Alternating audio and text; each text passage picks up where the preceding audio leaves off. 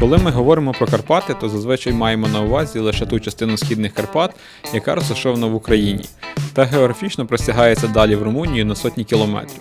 Проте існують ще так звані Західні Карпати, які включають в себе гірські масиви на території Чехії, Словаччини та Польщі, і мають значно інший вигляд і навіть більші висоти.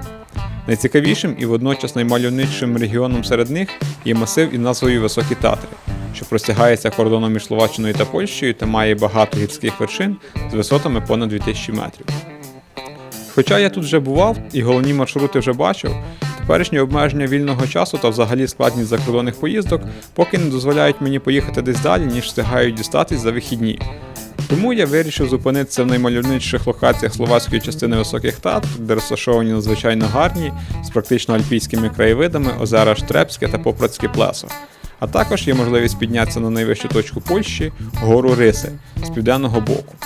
Попередньо мені ще хотілося дуже побачити вигляд засніжених вершин на фоні жовтих дерев в період золотої осені, але як часто буває, мої бажання, можливості та погода не сходяться в часі.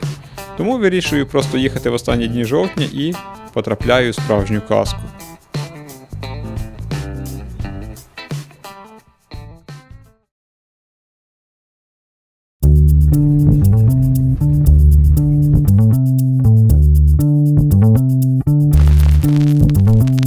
Оскільки виїжджаю вже не перший раз, то загалом особливих проблем на кордоні не очікував. Але через обмеження по часі їдемо з дружиною вже під вечір, розраховуючи наступного ранку прибути на місце. По дорозі ще ловимо трохи західного сонця, милуємо жовтим листям, а вночі ділимо свої ролі відповідно до її бажань. Ранкові плани взагалі були досить розмитими, тому їх виконання вже відкладаємо на крайній час. Доїхали ми досить добре, можна сказати, навіть чудово порівняно з тим, що я очікував. Але в зв'язку з тим, що ми не знали, як складеться на кордоні, чи мене випустять, чи ні, ну і всі інші нюанси, то я нічого не бронював наперед. І тепер вже так склалося, що зранку ми вже в такому авральному режимі шукали, що там залишилося по нашому бюджету. І там селилися, щоб швидше домовлялися. Трішки побутових справ було багато. Зараз вже це все вирішив і буду йти на стежку на гору Риси, але, звичайно ж, часу вже дуже мало, тому я аж туди не дійду, хоча б до тих жаб'ячих озер. Там є таке велике і мале жаб'є плесо. Спішу, зараз буду ще інше говорити, але подивіться, який тут класний оглядовий майданчик, це щось.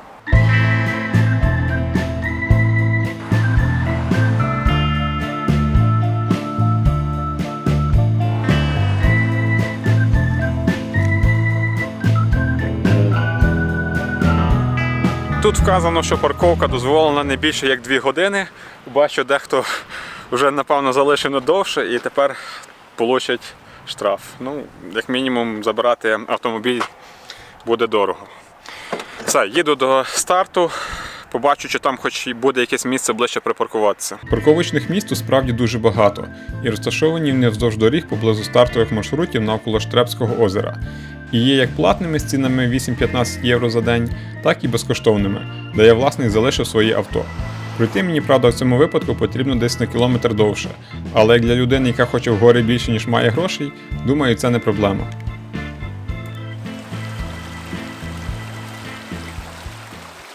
Високо в горах там бачу навіть хмари, але все ж, тут хмариться, тут прояснилося, тому варто все-таки йти спробувати подивитися. Тим більше, що гірські пейзажі, вони в хмарах по-своєму гарні. Що поки що найбільше вражає, це оці модрини жовті. В Україні я навіть не знаю, де в Карпатах вони так зростають, щоб масово. До речі, якщо дійсно знаєте, то напишіть мені, бо я щось раніше знав, що їх просто немає і навіть не шукав. Але якщо вони в Україні все ж таки є, то це буде дуже добре. А тут таке враження, такі нові краєвиди. Я собі звик, що вони там в Доломітах, але тут поблизу в Татрах теж оце є, тому милуюсь поки. Першу асфальтовану частину маршруту я проходив досить швидко, бо незважаючи на гарні лісові краєвиди, все ж налаштував себе на високогір'я, заради якого йшов у гори. Єдиною зупинкою посеред лісу мало бути озеро Попрацьке Плесо, на яке в мене колись не вистачило часу, бо був змучений тривалим переходом із польської сторони Татр. Але, роздивляючись на навколишні вершини, що визирали по дорозі, я побачив ділянку жовтого маршруту, який повертав до озера через невідому мені, але якусь особливу частину лісу.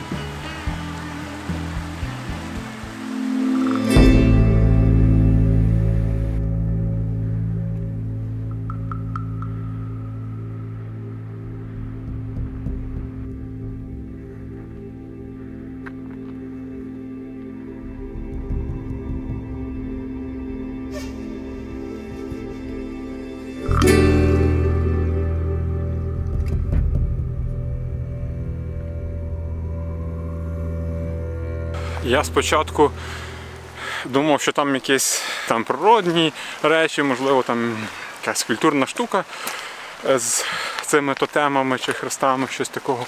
А виявляється, дуже така трагічна річ. Там закладені такі пам'ятні знаки для всіх людей, які загинули ось тут в Татрах. Ну, звичайно, що там далеко не всіх, але багато якихось таких альпіністів там, туристів, які були останніми роками, і мене це насправді дуже так вразило, бо я всій час слідкував за одним поляком, Домінік Соча, якщо я правильно вимовлю.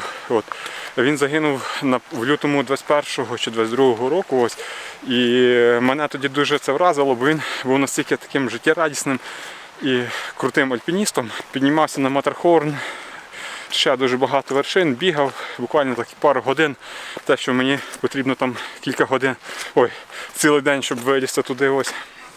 Ну і він загинув. Через нещасний випадок, там вже ніхто не знає, як там сталося, але, скажімо так, в зв'язці зірвався ось. І от те, що я побачив, то якось дуже так сумно стало. Людей там дійсно багато. Далі жовтий маршрут поступово виводив мене на східні околиці Поприцького плеса, де, відверто кажучи, очікував досить класичний формат озера посеред хвойного лісу. Та вже через кілька хвилин мої передбачення були значно перевершені, і вразило не стільки озеро, як гори навколо.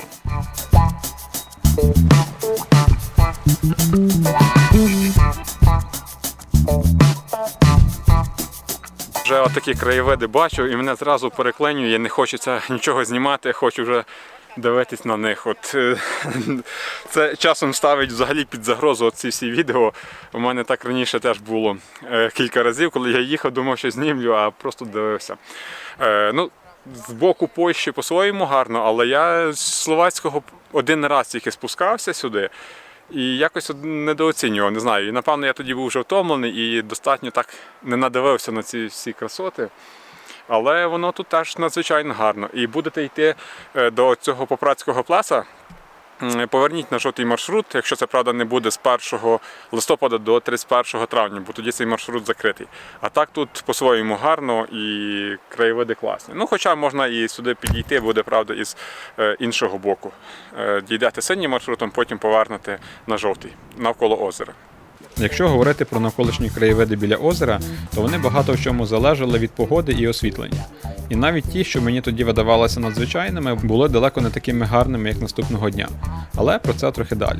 Тож я походив навколо, подивився на відпрацювання техніки альпіністами та вирушив далі, бо попереду чекали ті краєвиди, яких я давно не бачив, та яких, власне, не вистачає в Україні.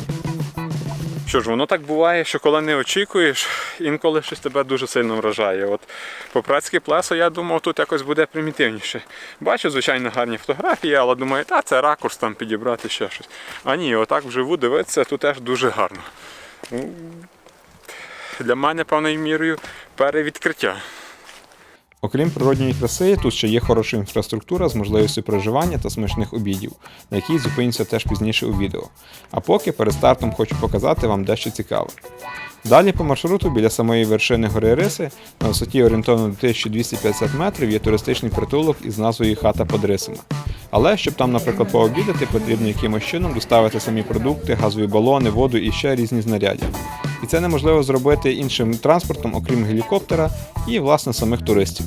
Тому у кожного, хто туди піднімається, є можливість взяти з собою вантаж вагою 5-10 кг, за доставку якого у притулку запропонують безкоштовний чай і повагу від туристичної спільноти. Незважаючи на не зовсім зручну ношу, бажаючих знаходиться справді багато. Вже після обідній час, коли я стартував від озера, не залишилось жодного вільного вантажу. Я ж хочу піднятися ось сюди до Жаб'їх плесу, тому що наверх в мене просто не буде часу сьогодні. Якщо я до Поприцького плеса йшов в компанії величезній, там був просто натовп людей, то тут далі вже на риси майже ніхто не піднімається, бо все-таки ті, хто хотіли, вони пішли зранку, а ті, що вже дійшли аж в обід сюди, то зазвичай вони на риси так просто не йдуть. От. Іду майже сам, але інколи все ж обганяють якісь такі справжні туристи. От. Ну, але це вже нормально. Все-таки самому поки що краще.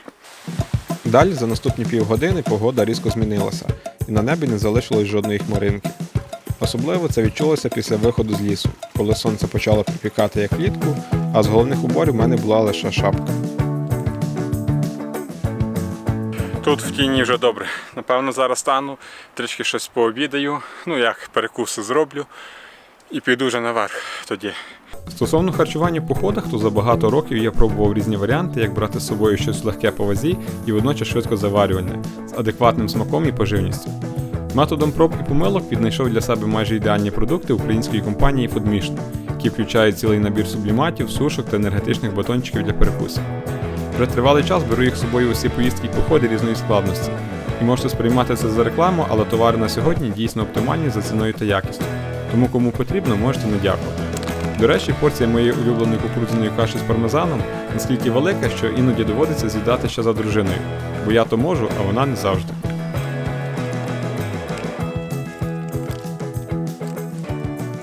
Все, більше таку помилку не зроблю. Буду носити панаму з собою в рюкзаку навіть взимку. Хай там тих пару грам лишніх лежить, але зате буду мати спокій.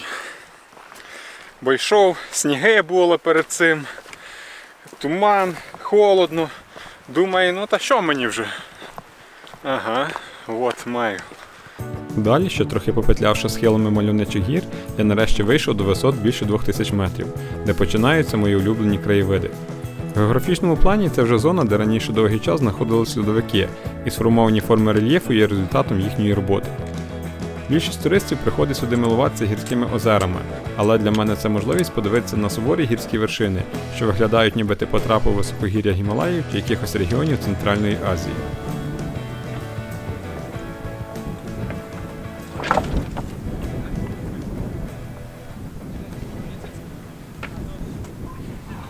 Вже прийшла пора одягнути шапку, не того, що сонце світить, а того, що почав тут вітер холодний дути. Але гляньте, які позаду мене краєвиди. От. Осінню, коли зараз трава стала такою жовтою, то здається, ніби ти десь на висотах там 3+ далеко. Такі руді трави і снігу то правда немає, але все одно ніби десь от тільки-тільки зійшов якийсь там сніг або льодовик. Щось таке дуже круто виглядає. І вже з цього місця мій темп значно сповільнився, бо ті пейзажі, заради яких я піднімався в гори, нарешті оточували мене з усіх боків, а спогади, уява та реальність викликали особливу ейфорію. Не впевнений, що всі мене зрозуміють, але для мене гори – це щось особливе. Ще з дитинства я захоплювався гірськими пейзажами, які бачив у книжках, фільмах чи на картинках старих моніторів. Вони здавалися чимось далеким і майже нереальним, ніби з іншого світу. Тож тепер, кожен раз, коли я стою посеред таких величних ландшафтів, відчуття захоплення і радості настільки сильні, ніби ти реалізовуєш мрію всього свого життя.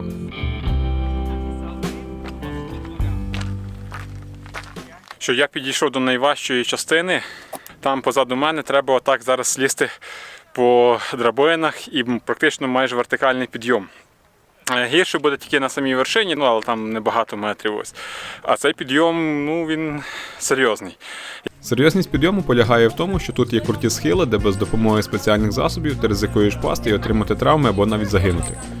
І щоб мінімізувати ці ризики, на скелях було встановлено спеціальні сходи, якими туристи поволі пересуваються вверх чи вниз, кому вже як потрібно, і за статистикою після їх встановлення відсоток нещасних випадків одразу зменшився в рази. Але, враховуючи теперішню кількість туристів, це інколи спричинює проблеми у вигляді пішохідних заторів, як на цих кадрах з якогось літнього часу, проте дуже допомагає долати перешкоди, особливо за складної погоди. Для середньостатистичної людини достатньо кілька хвилин йти вже на підйомі вище, якщо, правда, не потрібно повертатись за штативом знову вниз. Позаду мене хата під рисами. От я вже до неї майже дійшов. Ну, по-своєму цікаве місце, якби на такій висоті. Досить непогано мати притулок. Там, звичайно, є різні відгуки. Комусь подобається, комусь ні. Там багато всяких нюансів. Але, тим не менше, я особисто підтримую, що такі точки розвиваються, тим більше, що сюди немає ні можливості підвезти, ні продукти, нічого. Тобто все виноситься на плечах і так же само зноситься. Тому воно мусить бути дорогим. Але, якби, наприклад, заночувати тут теж по-своєму круто. Я вже бачу, от захід сонця має бути отам десь. І якби побачити за ясного неба, зірки, це все з цього ракурсу, це теж дуже класно. Можливо, колись і зупинюся ще тут, але точно не сьогодні.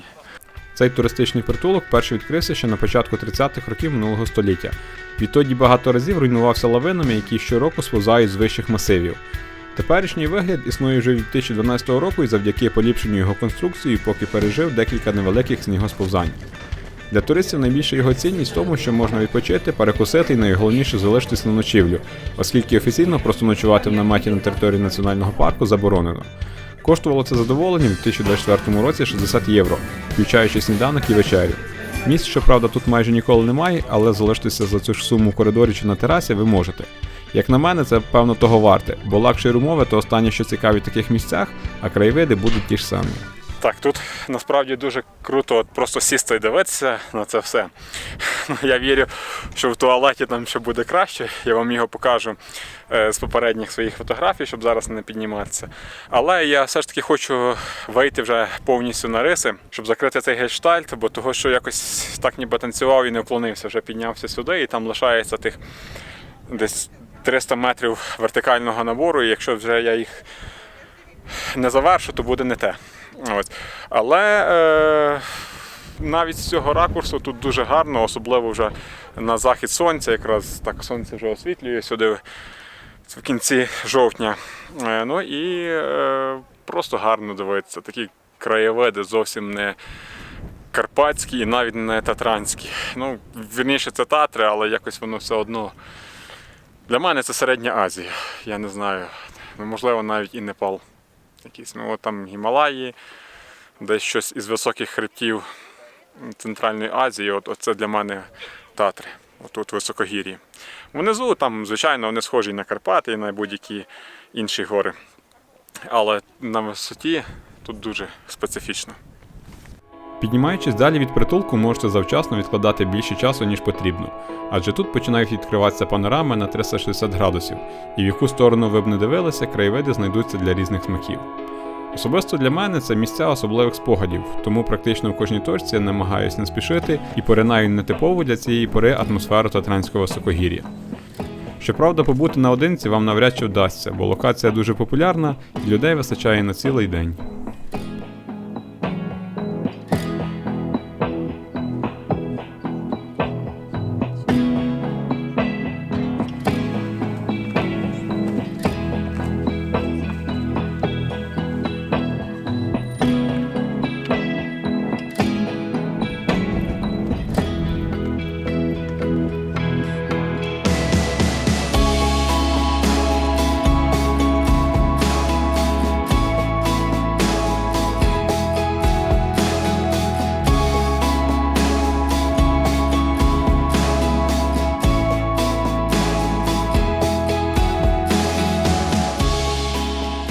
Все, останні метри, оце позаду, де багато людей, це найвища вершина Польщі, гора Риси. І вона має висоту 2499 метрів, там з 1 метра 2500. А от з цієї сторони, теж позаду, так, там лізти, там гора вже на словацькій вершині, тобто буквально між ними там метрів 20 і проходить кордон між Польщею і Словаччиною. Ось, і ця гора словацька вже має більше 2500. Пише на картах від OpenStreetMaps, що там 2501. Мені здається, що я колись навіть бачив більше, але теж не пам'ятаю. Ну, в всякому разі, я і там був. І що найцікавіше, на оцій словацькій вершині я десь загубив точно такі самі окуляри 5 років тому. От. Ну, звичайно, я їх не надіюся знайти, але таке собі. Ну і ось тут отакий підйом. То я просто себе не можу знімати, а штатив вже не ставлю, бо навіть немає де. Якщо у нас ви звикли, що ви виходите на вершинку і там цілий плац можна гуляти де хочеш, то тут вершинка виглядає ось так. Оце все місце, щоб стати. І там зараз зразу прірва метрів 400-500 в одну сторону. І от сюди теж такий великий схил в іншу. Зазвичай більшість тих, хто піднявся на польську частину гори Риси, пофотографувавши, ще переходить на словацьку і навпаки. Тому тут спокійно сісти і милуватися краєвидами вам не вийде взагалі. А враховуючи, що місця і так майже немає, ви будете постійно стояти буквально на одній нозі, щоб дати можливість іншим зробити для себе якісь кадри на згадку. Але й навколишні пейзажі наскільки зачаровують, що трохи втрачаєш відчуття реальності, і лише моя боязнь висоти повертає до обережності. Ну і так як туристи є з різних країн, то намагаюся ще трохи розуміти розмови і звертання, щоб не здавалося, що ти когось ігноруєш, в той час як просто не знаєш, що там хто каже. Так, тут багато людей, тому повністю самому мені не вийде бути, але дуже круто зараз по краєвидах, особливо вже такі передзахідні кольори. Ну і навіть з погодою повезло. Я вже взагалі думав, що тут буде все в хмарах, очікував, що дійду тільки до Жаб'ього Плеса. Poslal Jirka, že vypadá to super, ten žabík. Spoznal to hneď? Hovorí, že vypadá to dobře. Aha. Думав, що дійду тільки до Жаб'ього Плеса і тут буде все в хмарах. Але хмари розійшлися, все настільки тут проглядається класно. Tam hore. От. Ну, зараз подивився на Герлаховський штит, подивився навколо, все польська сторона тут класно виглядає і словацька. Краєвиди просто бомбезні. Я, напевно, аж зроблю тут якусь нарізку, вставлю щось, бо хочеться знімати всі сторони щось і таке бачити. Ну, але круто. Не знаю, як я зараз маю спуститися, особливо до ночі. Ну, але я радий все-таки, що вийшов. І щоб якось пришвидшити той процес спускання зі скель, поки ще світить сонце, вирішив сховати фотоапарат, бо з ним шансів вчасно це зробити залишалось мало. Навколишня краса туманила холодний розум, і замість того, щоб йти вниз, хотілося зробити ще один, як мені здавалось, останній найкращий кадр. Дивіться, як гарно позаду. Я себе ледве стримую, щоб знову не доставати штатив і фотоапарат. І все, що мені допомагає, це тільки, що в мене взагалі немає часу. Я собі кажу, от, якщо я зараз ще раз його достану, то вже не встигну спуститися з цих драбин, поки світло. Але краєвиди на заході сонця просто ух. З краєвидами сонячними мені щось цього року трішки більше повезло.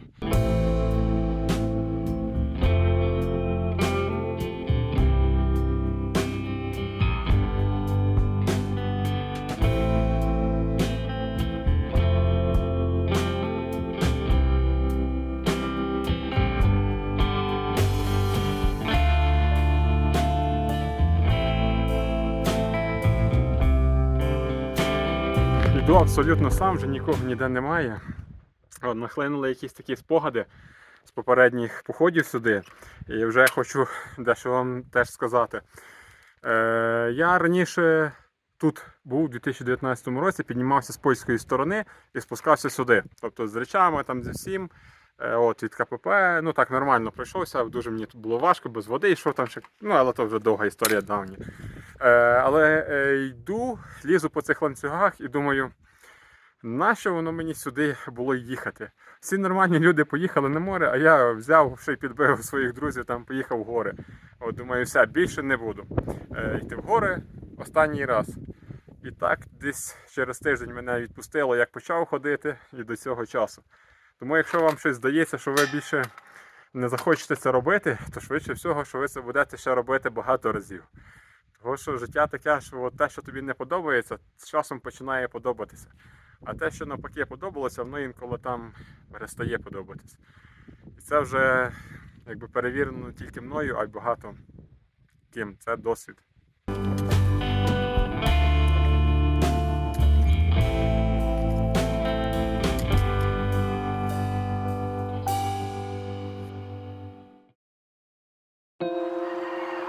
Ночували ми в досить хорошому, як і більшість в цьому регіоні, готелі. До попереднього дня вдалося заселитися з самого ранку, за що власникам від мене особлива подяка. Весь день планувався як повністю сімейний, то якихось складних маршрутів теж не передбачалося. Головною локацією при цьому залишав для себе околиці Штребського озера і місця з гарними оглядовими майданчиками по дорозі додому. Сьогодні в нас такий розслаблений день, вже ми нікуди особливо не йдемо далеко. Вийшли погуляти біля цього озера Штребське плесо. Мали б бути надзвичайно гарні краєвиди, але поки що туман. Але це дає по-справжньому такого осіннього шарму, ще іншого. От, якби ці всі модрини, такі жовті навколо, листя ще яке позалишалося. Ну, трошки по-іншому все воно виглядає, ніж вчора, але теж дуже гарно. Зараз походимо собі, погуляємо по цій набережній і, можливо, ще підемо до Поприцького плесу.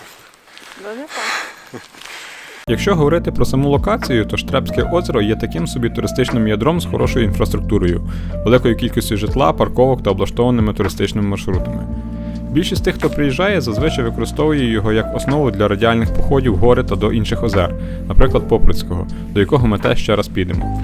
Але і навіть якщо нікуди не йти, то тут насправді можна повноцінно проводити час, особливо у форматі легких сімейних прогулянок, бо для дітей, напевно, зроблено найбільше. За нашої туманної погоди я сам залипав на цих плаваючих качечок, круті фігурки звірят і просто насолоджувався краєвидами. Ми тут трішки погуляли навколо озера, там якби гарні такі місця для таких неспішних прогулянок, але все-таки туман, майже нічого не видно, тому ми йдемо зараз до Поприцького плеса і думаю, що десь в обід, може трохи далі, цей туман розсіється. Але от у лісі цей туман якраз додає атмосферності, такі навколо краєвиди містичні, класні. Ну і вологість додає свіжості, дуже легко дихати, класно. Щоб було цікавіше йти, ми обрали червоний маршрут, який проходить не асфальтованою дорогою, а звичайною гірською стежкою. І насправді є трохи коротшим. Хоча за ясної погоди тут є безліч оглядових майданчиків з виглядом на рівнини Словаччини, містичність туманного лісу все ж була не зайвою. Так, піднялася по маршруту в точку з дуже класними краєвидами. Але вони позаду мене. Бачите, їх нема, але вони там є. Там реально дуже класний мав би бути оглядовий майданчик, але поки що якось от так, в тумані. Але можливо по дорозі назад ми все ще побачимо.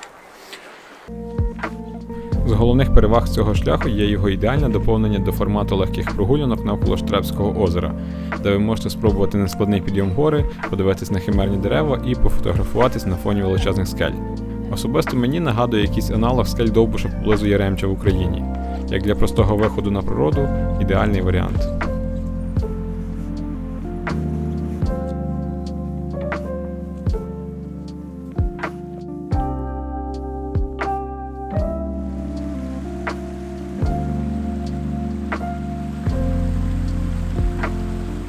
Все, вже ми дійшли до озера, навіть туман потрішки розсіявся, стає значно гарніше з краєвидами, але ранішня оця така містична атмосфера, це теж було дуже круто. Добре, що ми її побачили. А от зараз і перед нами вже озеро.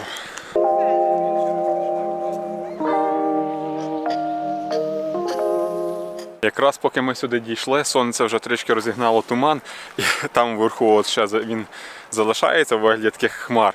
А тут же надзвичайно гарно підсвічується цей колір води і ті камінчики такі навколо, все так дуже мальовничо. Зараз будемо фотографуватися, щось знімати вже і для себе навіть.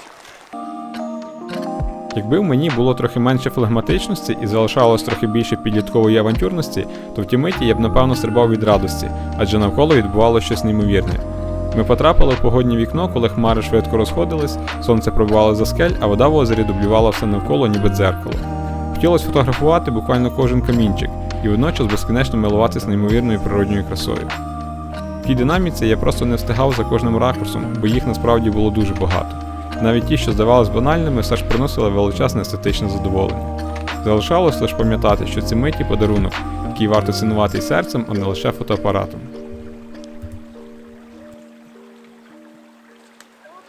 Пройшовшись маршрутами навколо та намилувавшись краєвидами, ми вирішили зайти на обід в місцеве кафе, яке досить гармонійно виглядало з різних сторін озера.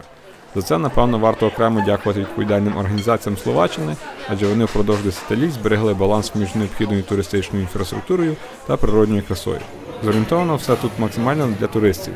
І крім інстаграмних краєвидів поблизу, у кафе ви можете за відносно адекватну ціну вибрати собі майже домашню та надзвичайно смачну їжу. Обслуговування відбувається у форматі швидкого харчування. Все, йдемо ми вже від Попрацького плеса вниз, отримали свою порцію естетичного і навіть гастрономічного задоволення. Всі щасливі. Зараз в нас якби по плану треба спуститися вниз до Штребського плеса, а далі вже будемо десь їхати додому, того що дорога ще далека. Треба ще застати краєвиди з мадринами жовтими. Ну і якось будемо вже тоді дивитися, що там по ситуації виходитиме. Ну а поки що йдемо коротшою дорогою, але зате асфальтом, щоб швидше спуститися і там не відволікатися на все інше, бо я підозрюю, що якби ми пішли червоним маршрутом знову, то там би ще затрималося всяким фотографуванням. Поки з цим досить.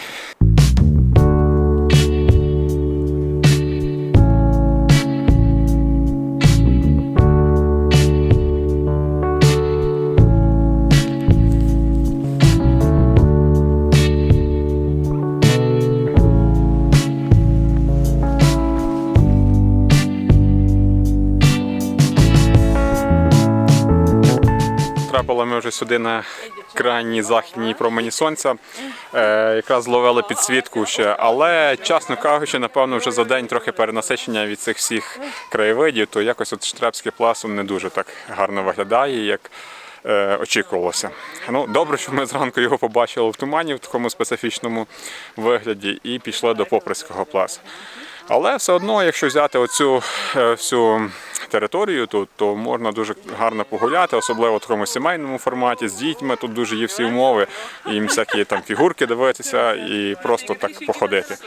Якби місця того вартують, щоб приїхати, але, напевно, моя душа все-таки рветься більше в гори, тому я хочу йти вище, мені подобаються більш гірські озера, там де ще так скелясті вершини навколо і так далі. Але оце озеро Штребський плес теж по-своєму гарне. Тому подивились, помилувалися і їдемо зараз далі. Ну, спочатку йдемо, беремо машину з парковки і їдемо собі вже далі по дорозі, що там застанемо, бо вже, по суті, вечоріє.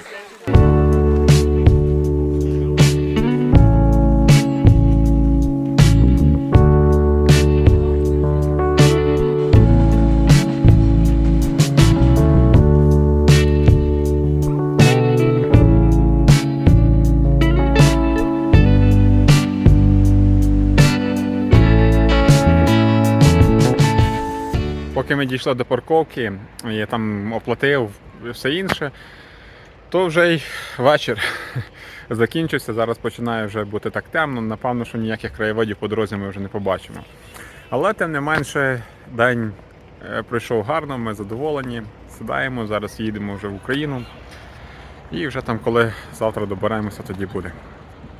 До речі, парковка очікував, мала бути 10 євро, але якимось чином в кінці вийшло 12. Напевно, вже ціни знову піднялися або щось таке.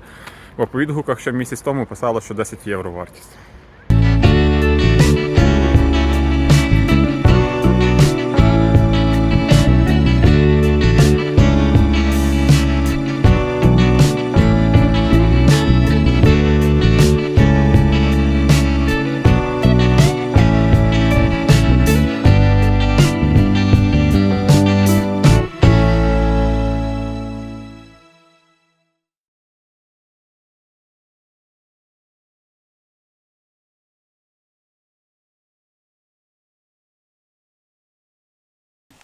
Było wiedzieć więcej tych gór. To lepiej by było potem zrobić na równo.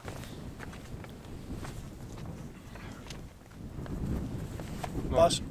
Норм.